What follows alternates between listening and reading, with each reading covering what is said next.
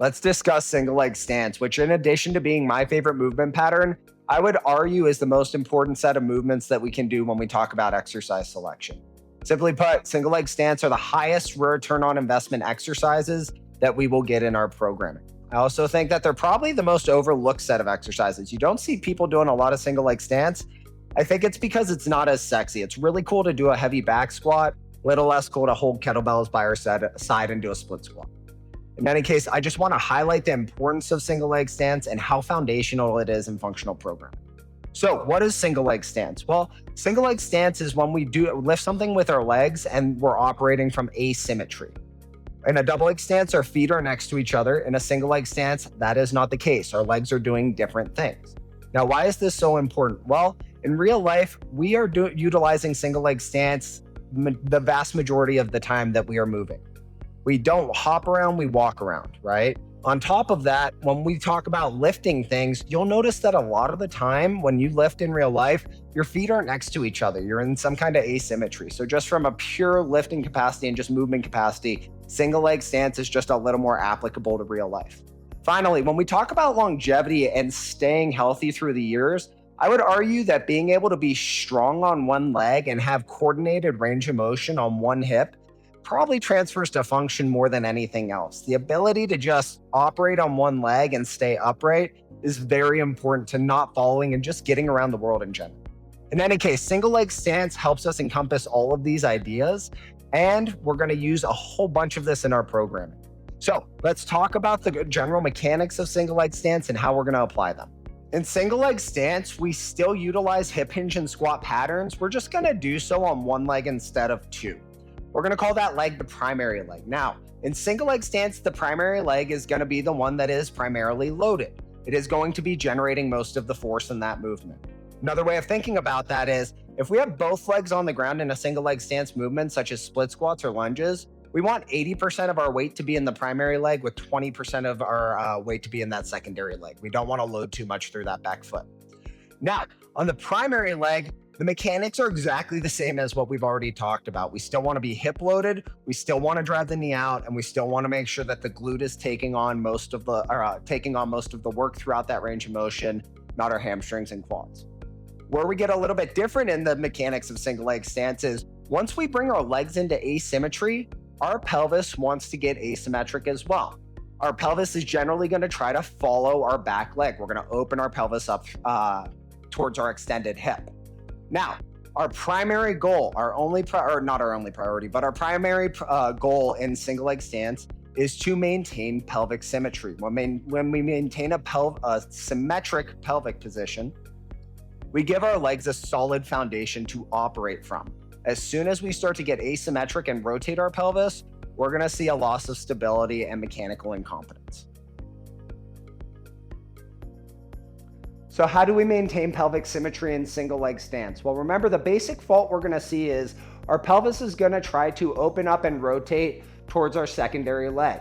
To the contrary, we want to keep our pelvis nice and square in a stable position. To do so, we're going to utilize two new cues.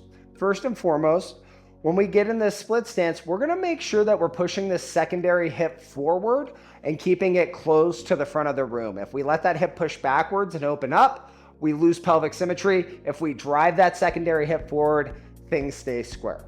Another way we can think about this, another cue we can use is making sure that our secondary leg is slightly wider than our pelvis and keeping that back knee turned in slightly. You'll notice if my foot starts to collapse inward, my pelvis has no choice but to follow. We also just don't have that stable of a base if we don't have any lateral width.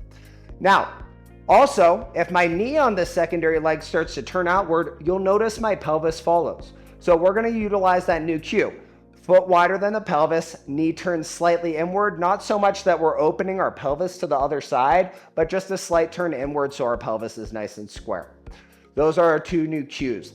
Push the secondary hip forward, keeping it closed, and then also keep our back foot wide with a slight turn inward of the knee. Now let's talk about how we apply these cues practically to single leg hinges and squats. There are two versions of single leg stance hip hinging, one in which the secondary leg does not remain in contact with the ground, and another in which the secondary leg remains contacted with the ground. In either case, the general mechanics are going to be the same. As we discussed, our primary leg, in this case, I'm going to use my right leg in that uncontacted hinge. My primary leg is going to do the same hinge we've already discussed. So in this case, I'm going to get my right butt cheek squeezed through so I have glute activation. I'm going to set my neutral spine position with outward trunk bracing. From there, we're going to hinge the same way we know how. We're going to push the hip back, making sure it is loaded. As I do so, I'm going to bend my knee just enough that the shin stays vertical. And as I come down, I'm keeping my butt squeezed so my glute is loaded. I will come to end range on my hip, making sure I don't borrow from my spine. I'm going to keep my neutral spine position with bracing. And then I am going to squeeze my glute, squeeze my butt to drive my pelvis up. Now, just to add it on, as I'm going through this hip hinge on this primary leg, I am also driving that knee out, keeping the big toe down. It's all the same mechanics we've already discussed. Where it gets a little squirrely and different is our secondary leg, the hip is going to try to follow it, okay? So instead of staying square to the ground, we're going to see that pelvis starts to open up. To offset this and make sure we're staying mechanically competent, we're going to utilize the two cues we've already talked about. So as I'm going through this range of motion, I'm going to make sure the secondary hip pushes forward towards the ground, keeping it closed. And another way we can think about that is as I'm going through that range of motion, that secondary leg is staying a little bit wider than my midline, and I'm keeping that knee pointed inward as opposed to outward, so the pelvis stays square and not rotated open. Altogether, we want to keep that pelvic symmetry, whether we're in that uncontacted hinge or if I'm in the staggered hinge, it's the same thing.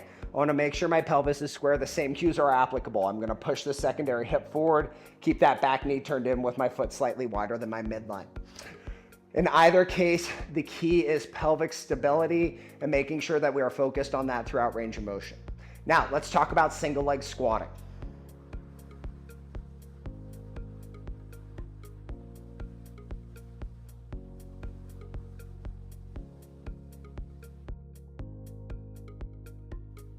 Single leg squatting also has two versions, one in which we're stationary called a split squat, we stay in place, and another in which we are moving called a lunge. We can lunge either backward or forward.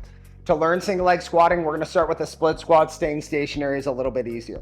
So when we set up for a split squat, we're going to start with that mechanical cue we already talked about. We're going to have that back knee kicked out wide with our knee turned in slightly just to keep our pelvis square. Once I'm in that position, my primary leg, in this case my right leg, my forward leg, is going to do the same squat we've already discussed. So I'm going to start by having my butt squeezed all the way through for glute activation. I'll get a neutral spine position, I'll brace outward. From there, we're going to squat the same exact way we've already learned. We're going to drive this primary hip behind our heel to load it over our knee.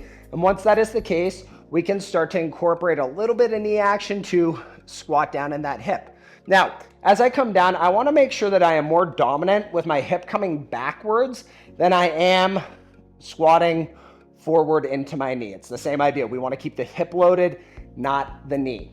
Now, in this split squat, we're going to have the tendency to really want to drive through that back leg. Once again, the 80-20 rule is we want 80% of our weight in this front leg, 20% in that back leg. And another way we can think about that is as we go down through this range of motion, I want to actively bend this back knee to make sure I'm not pushing through the ball of my foot on that side too much. The primary loading should be through this glute the whole time. Now, to the point of pelvic symmetry, in this split squat, we're going to focus on the same cue. We'll keep this secondary hip push forward to close it off, and we'll keep that back knee turned in so that as I am split squatting, my pelvis stays square. You'll notice the same knee out cue is also applicable. On top of loading the hip, I am driving this primary knee out, keeping the arch established with weight in the heel. Now, the only difference between a split squat and a lunge is we are transitioning into lunge. So whether we are stepping forward or backward, once we get into our staggered position, it's the same thing. So I take this forward lunge, take a step, guess what? I'm about to do a split squat. Hip back, knee out, and then we'll squeeze our butt up and through as we do that. That is single leg squatting in a nutshell.